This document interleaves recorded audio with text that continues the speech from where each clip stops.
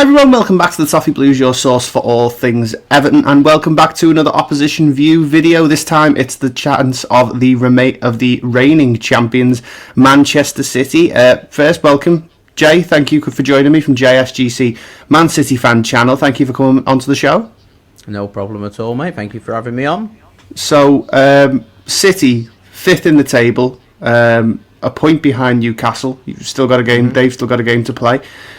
Where's it really gone wrong for City this season? I think it's just down to transition, really. The ageing squad.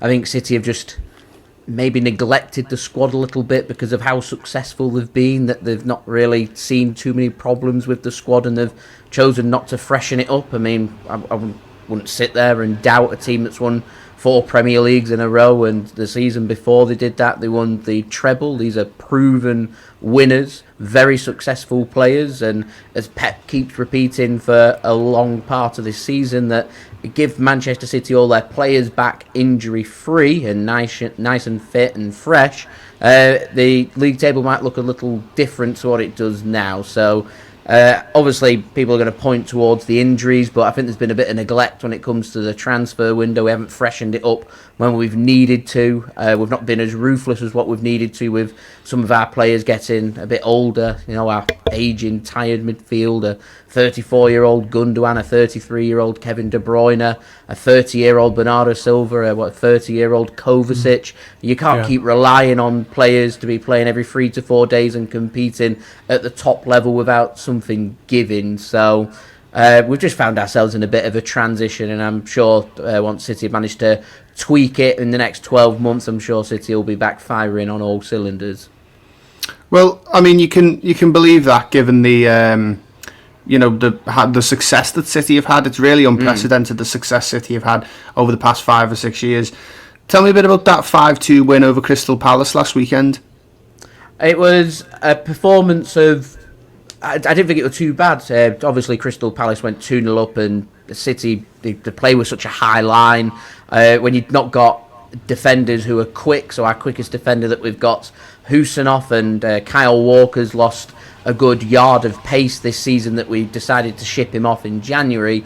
If you're going to have quick players running at us, which is what Crystal Palace had with the likes of Sarr and Eze, we're always going to be struggling, and I just felt like we got off to a slow start, didn't really get going, didn't click into gear. Crystal Palace punished us for that. I thought it was a bit lucky with the offside call. That game goes 3-0. I don't think we win the game. We'll probably more than likely lose that game. I think that was just a turning point for us, and after 25 minutes we'd kind of sorted ourselves out, and once we'd got 1 goal we got the confidence and managed to keep going 2, 3, 4 and ultimately 5 goals, which was really good to see, because we're not really seeing too much of that from City this season, to be honest. What about Pep? Because I mean, there's been a lot of chatter from the fans on the outside about his mentality, watching City, not doing as well as they have been doing, and how he's dealt with that. What are your thoughts on Pep, and is he the man for the next sort of 5-10 years, or do you think that Pep Guardiola he's achieved the best things that he can at Manchester City, really? Is it a case of sort of you've hit the heights by winning the Champions League and 4 Premier Leagues on the bounce? Is it a bit of a case of, what else can we do? Pep Guardiola is the most successful manager that we've ever seen. He is, to me, the best manager that we've seen in modern day football. He's a man who's achieved everything, and he knows how to achieve. I genuinely do think that Pep Guardiola knows what it takes to sort the team out. He knows what he's looking for. He knows what we need to do. I just don't think he's got the players at his disposal right now to do what he wants them to do. The Premier League over the last 12 months has gone very physical and very quick. We've not got these players that can do that. We need to go out there, be ruthless in the summer, and go out and bring some players in. And I think it'll be really interesting to see who they choose to bring in, to see what Pep decides is a player that's right for his system. Because at the moment, there's parts of the squad that just looks a little disjointed. We've not really looked right from November onwards, and I think we've had a big absentee with Rodri. There's no guarantees when he comes back from his serious knee injury that he's going to be the same kind of player. But I think once we start to get these players back, and we've got the players that we're looking for, we've got a bit of fresh energy in the side.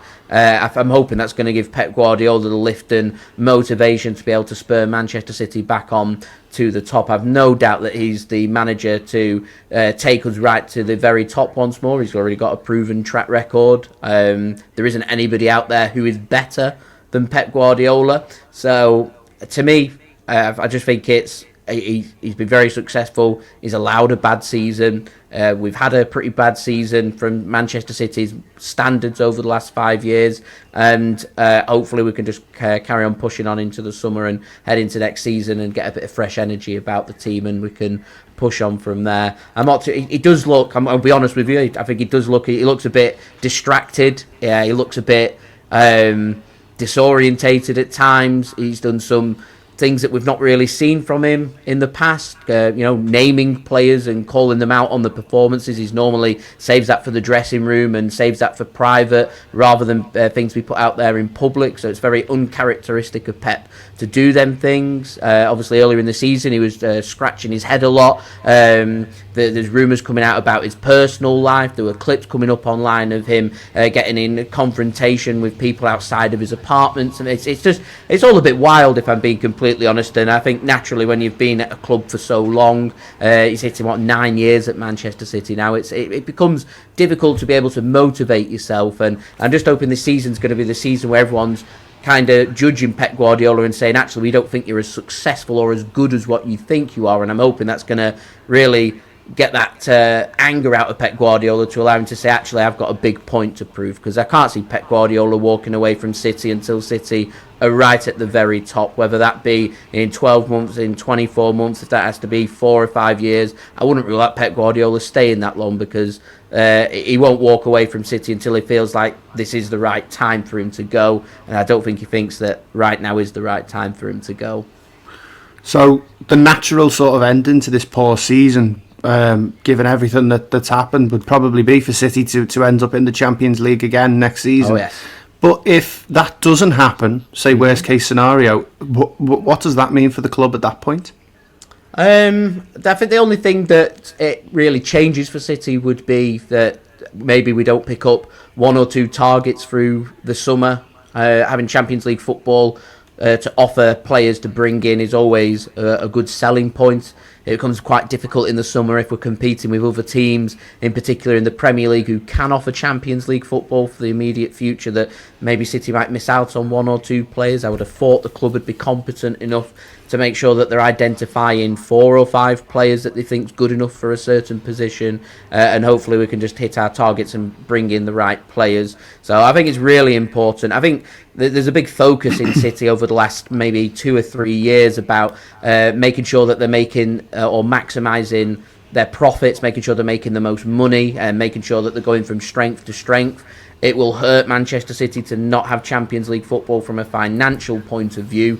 So I don't think the club are currently considering not being in the Champions League, but there is a possibility that could happen. So we have to be prepared for all cases, and Manchester City are a very organised team when it comes to off the pitch and preparing for worst case scenarios and best case scenarios. So I'm not too sure what the future will hold if we don't make the Champions League. I'm just hoping we're not going to end up de-escalating ourselves and we end up having a bit of a drop off, because it could be costly. I'm not sure if it will or not if we're not in the Champions League, but at the moment I'm just very much thinking about we need these wins, making sure we're keeping pace with Forest, with Newcastle, with Chelsea, and ensuring that we've got enough to get into the Champions League, because ultimately that's what players want and that's where the big money is. A lot's been made on this financial fair play case against Man City this season.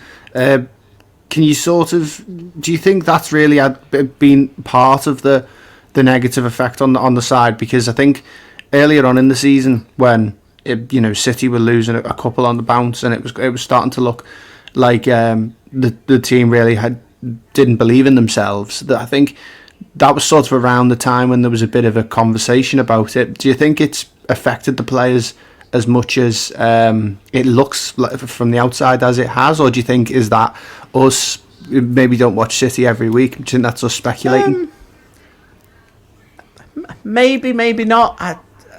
The players are professional. They get paid on time. They get paid a heck of a lot of money, and the club are always reassuring the players that they've got the very best team defending Manchester City. They're maintaining that they're innocent, that they've not done anything wrong, and until we get a judgment come out about the charges, which I think will make everybody, including ourselves, feel much better about things, because it's the not knowing that's the worst part here. It's either we've done something wrong or we haven't done something wrong. So hopefully that can get sorted sooner rather than later. It doesn't really help mid-season when they say that the verdict's going to be sorted in November, at the very latest, early December, and a verdict's going to be out February, March time, and February or March time comes and we hear nothing. We get into April and they say, oh, it's going to be the summer, and I've no doubt when we get to the summer they're going to say, actually, it might not be until the winter. It does become a bit unsettling from the fan point of view, but I have no reason to doubt the club. I have no reason to doubt the professionalism of the players. They remained focused and remain very much aiming for the targets for the season. So I think from the charges aspect, I think it's just we'll take it in our stride, and we'll see when the verdict comes out about what's been said, what's happened, and what the case is going to be. It becomes a bit more unsettling because more than likely, either the Premier League or City are going to be left unhappy at the verdict, and there'll be an appeal, and it'll go on for another season, another 2 seasons. So I don't see it ending anytime soon. So in the meantime, you just got to persevere and carry on as normal. So let's talk a bit about Everton then. It's been for us a bit of a roller coaster season, of course, not just the last season at Goodison, but also the whole rigmarole of having Sean Dyche, the fans sort of turning on him after what was many people perceived as quite a decent season for us last year. David Moyes coming in and taking us on a fantastic run where really it's been quite unrecognisable for Everton over the last few years to go on this type of run where we've been unbeaten in so many games. Besides the Liverpool result, the 1-0 at Anfield, it's been 12 games unbeaten.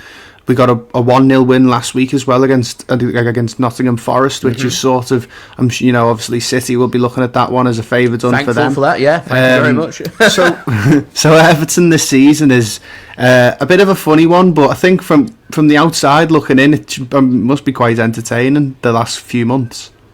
Well, David Moyes is a cracking manager, a really good manager, and if there's one thing that he brings Everton, it's stability. And I think if there's one thing Everton are needing through what's been a bit of a topsy-turvy season, and as you're heading towards the future into next season as well and moving away from Goodison Park to Bramley-Moore Docks, you need a calm head, somebody who's in charge, who's going to settle everybody down, a familiar face, somebody who's Mr. Reliable. And I just feel that's what David Moyes brings to Everton.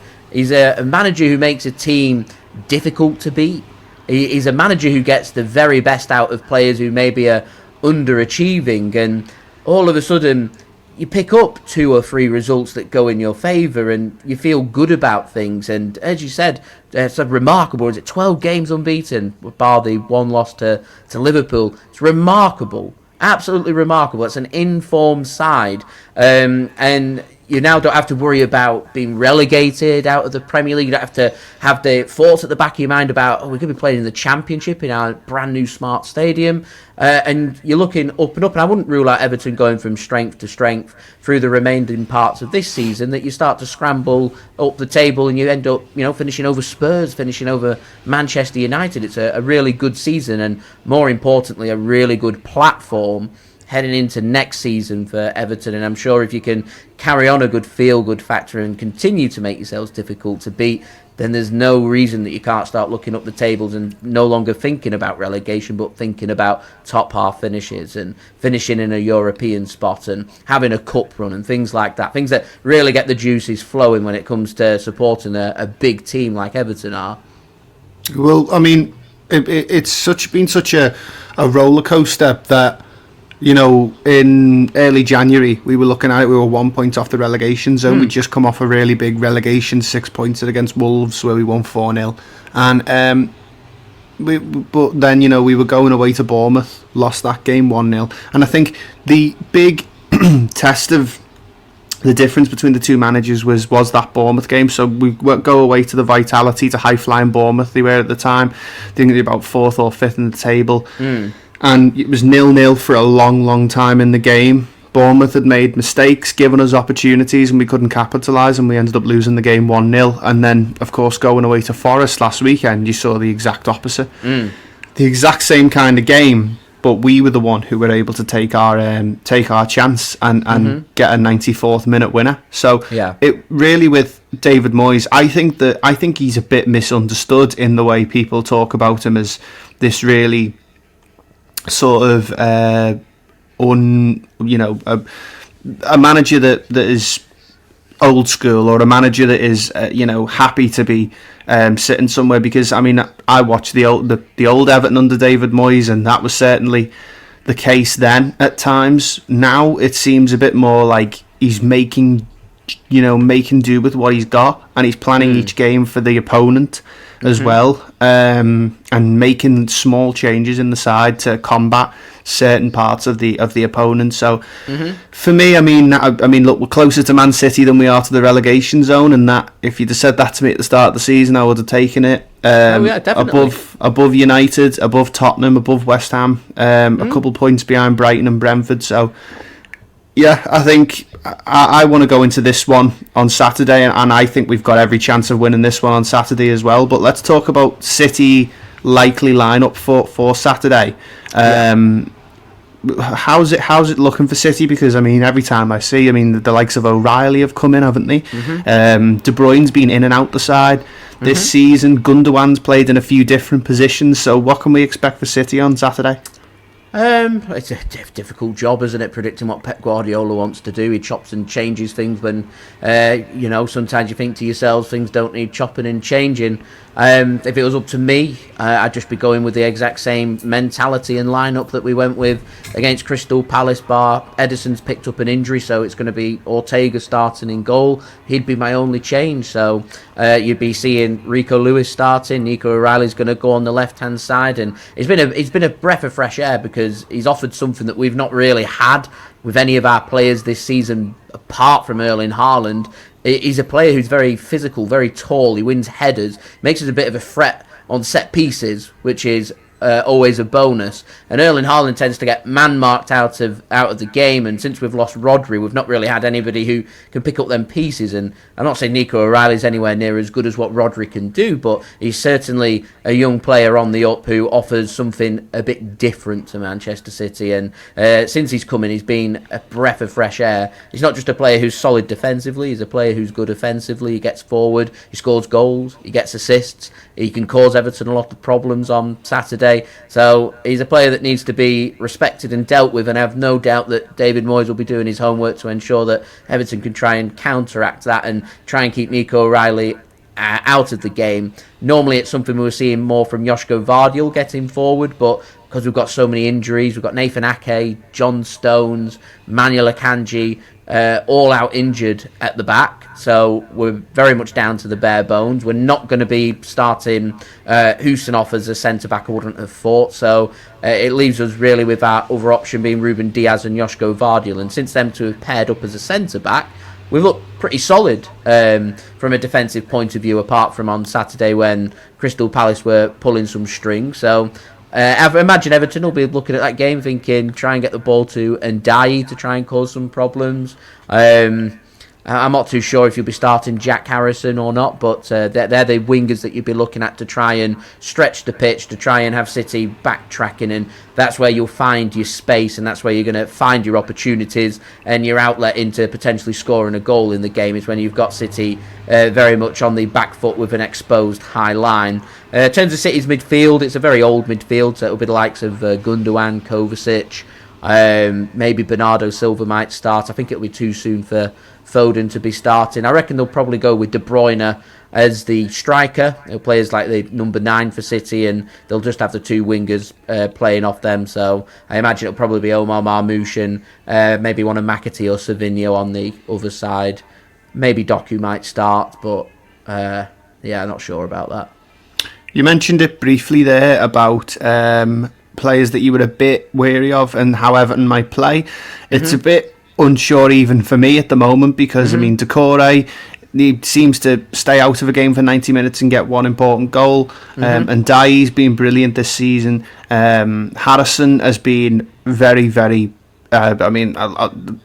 he tips the scales for a lot of fans. Not really sure, but played well again played well for one of the first times in a while on Saturday. Charlie Alcaraz is coming as well. So looking at it for you, what are you most worried about from a City point of view? Looking at the game on Saturday in terms of the personnel for Everton. The thing I'm most fearful of is your defence. I look at the Tarkowski and Branthwaite, and I rate Branthwaite. I think he's a fantastic player. I'm looking at two very physical, very good ball-playing centre-backs. We've not got Erling Haaland to try and give a bit of physicality up top to give City something a bit different. So we're going to be looking to try and work our way around them defenders, but I suspect Everton are going to be always having 5, 6, 7 players back. They're going to limit the space for City. We might struggle to create opportunities. If we're not clinical, then we may struggle, and I think Everton are going to be looking towards the counter-attack and exposing that high City line. I suspect you might copy what Palace did. First 10, 15 minutes, have a pop at City, because why not? You grab the first goal in this game. It becomes very difficult. Goodison Park's not an easy place to go to away from home. Our form away from home's been a bit naff in the Premier League this season, so... I think first goal in this game's pretty crucial, but I think one player I've been really impressed with, Jordan Pickford in goal. I think he keeps a clean sheet. I can see Everton coming away with 3 points, to be honest, so I think we need to score. Yeah, I mean, the home record with conceding goals hasn't been the greatest. We have been conceding, but we've also been scoring, which is very different to what it was like under Sean Dyche, where we keep a clean sheet, but often we couldn't score as well. So yeah, maybe for City, O'Reilly's going to be really important for the likes of Tarkowski and Branthwaite, and Decore, the big men from corners. Corners haven't been that great now with Charlie Adam as set piece coach, but we'll have a look as how that might play out on Saturday. It will be an interesting one as well. You mentioned in there that set pieces being a strong point for City in the past few weeks is really surprising, of course, given this Manchester City that we're used to. But score predictions, Jay. Can you see? You mentioned there that if Pickford keeps a clean sheet, you can see yourselves losing this one, but it's got to be one of the times you come into Goodison where you're least confident than you have been in the past sort of 10 odd years. Well, normally when we come to Goodison Park, for some reason it always seems to be in the second half of the season, and it's normally when we're involved in a title race, and it's normally involving Liverpool, so I'm normally sat here saying it's well within Everton's best interest here for Manchester City to get the 3 points, because the last thing that you're going to want is you take points off us and Liverpool overtake us and end up going on to win the Premier League. It's a disastrous result. Nobody wants that from an Everton point of view, yet we're sat here now. We know Liverpool's going to go and win the league, so it's very much about Everton want the 3 points. You're playing, as far as I'm aware, I think this is your last home game at Goodison Park against a Big Six Premier League team. You're going to be well up for the game. We need 3 points for Champions League football. We've got a game against Aston Villa on Tuesday night at the Etihad Stadium. That's going to be a relentless game of football. So, to me, I feel like we need points. We could do with just taking a bit of pressure off ourselves. If we can pick up a win here, it'll be massive. I don't think we'll drop. I don't think we'll lose. I just don't think we're going to win. So I'm going 1-1 for the game. Score draw. I'm going to go 2-0 because I think coming off last week where I didn't expect us to win it, I think the fans will be right up for this one. So I'm going to stay positive and say that there's going to be a bit of inexperience at the back for Man City that I think we might be able to expose with physicality and with the stadium as well. But let's go on to our also as well, should have mentioned there, it's surprising that this one's at 3 o'clock on a Saturday, isn't it? Because we were just mentioning there, I think this is a bit of a mouth-watering game really looking at it, but it's been chosen for 3 o'clock on a Saturday. Nice to see. Proper time. Yeah, proper time. So 6th of January 2016, I think you might remember this one. Everton had Roberto Martinez as the manager. It was the League Cup semi-final first leg. at Goodison Park. You remember City went through and won the final against Liverpool, if I remember correctly. There was the really famous game after this one where the ball went out from Sterling. Barkley scored for us, but the home leg is a little bit less memorable. I was at the game, I can remember it, but how much can you remember? Because the season before, the famous 4-0 win for Everton at Goodison, this was the Leicester title winning season. So looking at your side, how much of that do you think you could name, Jay? When was it? January 2016? January 16, yeah. Right, okay. I'll give it my best shot. Right. So I'm trying to think. There's a couple of former Everton players in the City team as well. I'm trying to think about the Premier League first and foremost. Mm-hmm. Right. It's the year Leicester won the league, isn't it? Yeah. Yeah, right, okay. I went to a Premier League game like a month later against Leicester, and City lost. Riyad Mahrez ripped us to shreds. I remember that one. It was nearly I'm trying to remember the team.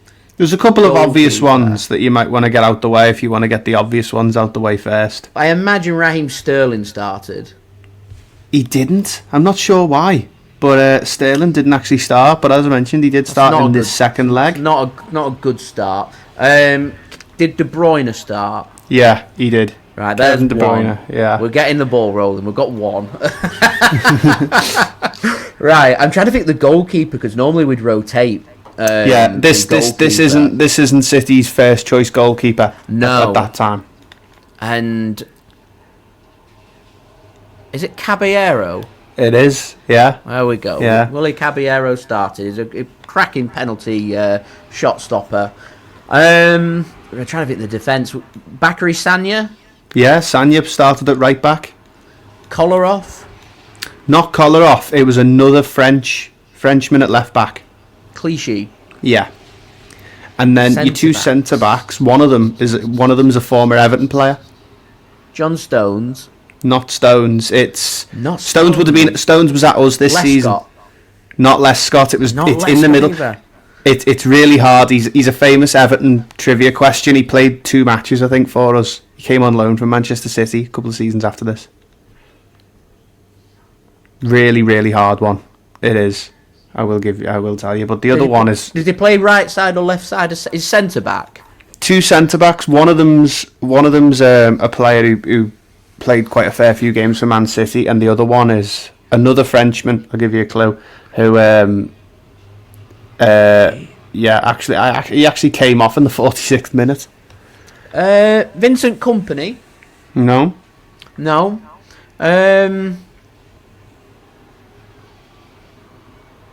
struggling with a French centre back. I'll come back to the centre backs. Yeah. Go for two of the midfielders are fairly obvious. 3 of them actually. Midfielders. Who's our midfielders?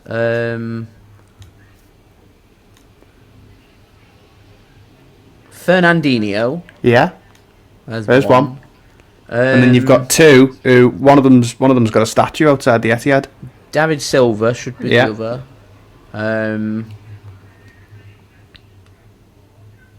Is he the one with a statue? I think he's got a statue, hasn't he? I think he does. He does have a statue. I'm just hoping that I'm right with that. So we've got David Silva, Fernandinho, and then on the other one, it's really really easy one in my mind. Yeah. One of the greatest midfielders in the history of the league, I think. Anyway, and then there's a tougher other midfielder who did also play for Everton. Alongside the centre back I mentioned, but played a bit more for Everton. Left in about 2021. Left us, I think, but he was in a pretty good vein of form when he played for Manchester City. Is he a central midfielder? Central midfielder, yeah. He left City to join Everton a few years after this.